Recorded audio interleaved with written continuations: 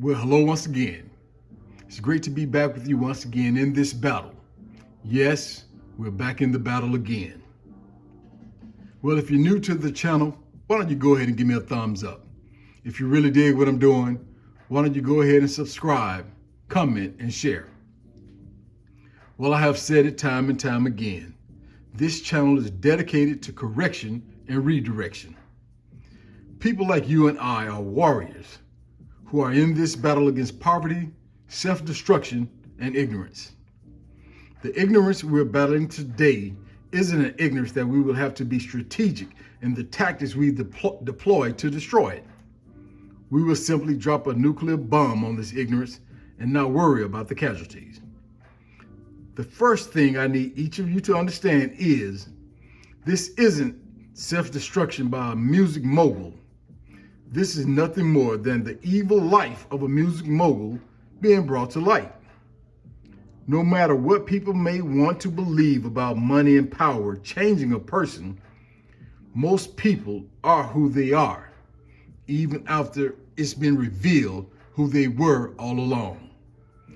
The money and power simply made them even a bigger, more emboldened version of themselves. The real question is why. Yes, that word why again. You know that's one of my favorite words. Why were there so many men in Diddy's circle who did nothing? I'm talking about men who didn't even make an anonymous phone call to the police. Wait a minute. Let me backpedal. I forgot. Black people prefer to see their own destroyed instead of involving the police. That's my bad.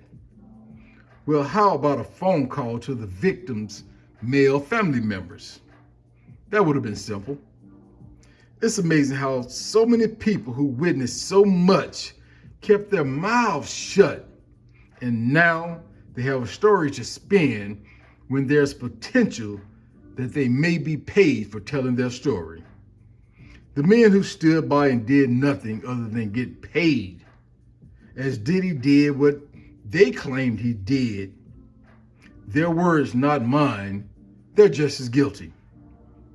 There can be no correction and redirection if real men don't stand up and be men. This is why I say sometimes you have to drop a bomb on ignorance and not care about the so-called casualties. And when I say so-called casualties, I'm talking about these so-called men who were compadres of that ignorance. Well, as we study the board now, there really isn't any need to make a move. Let's sit here and study this board and think about the next move we need to make in life to get people back on the right track.